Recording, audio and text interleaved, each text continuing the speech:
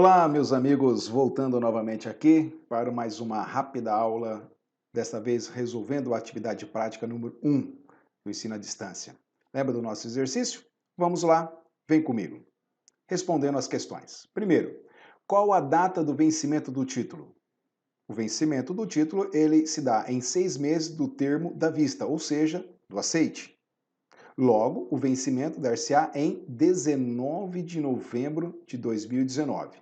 Ou seja, 6 meses após essa data aqui, que é a data do aceite. Tudo bem? Professor, o que é o endosso com termo sem garantia? Ora, o endosso sem garantia é um ato cambiário firmado pelo endossante que transfere o título de crédito, mas esse endossante, ele não garante o pagamento do título.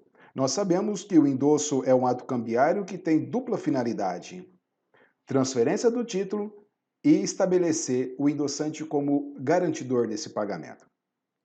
E aqui no endosso sem garantia, o endossante já está taxativamente dizendo, através desse ato cambiário sem garantia, não vou garantir o título. Tudo bem? Número 3, o que é protesto e quais são os tipos de protesto?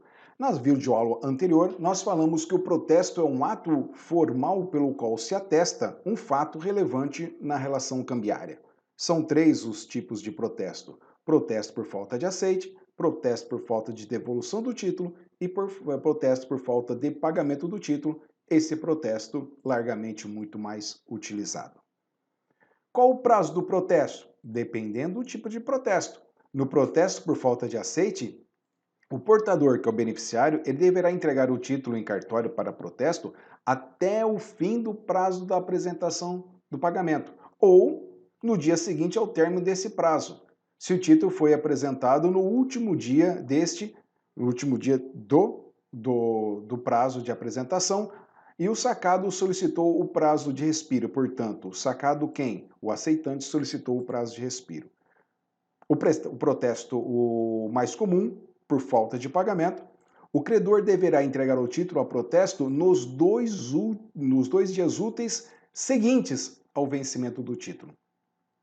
Logo, se o título venceu no dia 19 de novembro de 2019, teria até o dia 21 para apresentar o título a protesto. Vocês vão perguntar, professor, mas dia 19 de novembro de 2019 ele foi um sábado, domingo, feriado? Não sei, creio que não. Olha aqui, venceu dia 19, 20, 21, tudo bem?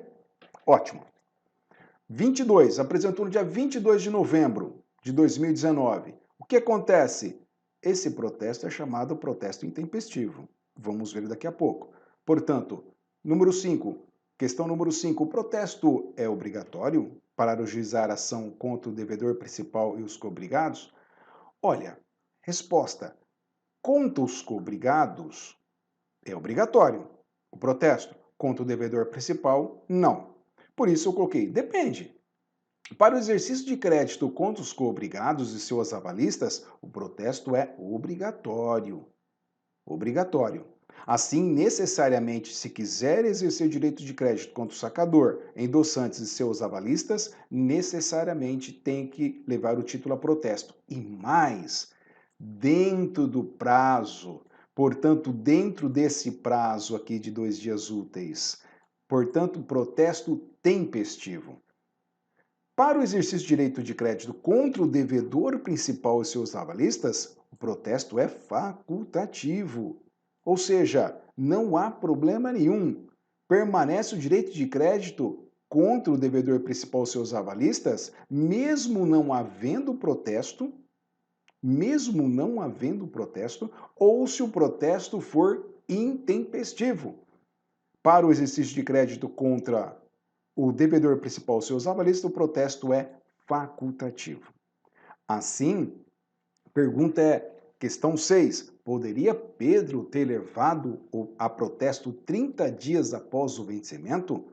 Olha, considerando que o protesto foi efetuado 30 dias após o vencimento, o protesto é intempestivo, ou seja, fora do prazo, fora desses 2 dias úteis aqui que determina a lei. Ou seja, Pedro, nesse caso, ele perde o direito de crédito contra os coobrigados. Todos os coobrigados nessa relação, ele perde o direito de crédito, porque o protesto aqui é obrigatório. E aí ele permanece o direito de crédito apenas e tão exclusivamente contra o devedor principal e os seus avalistas, porque nesse caso o protesto é facultativo.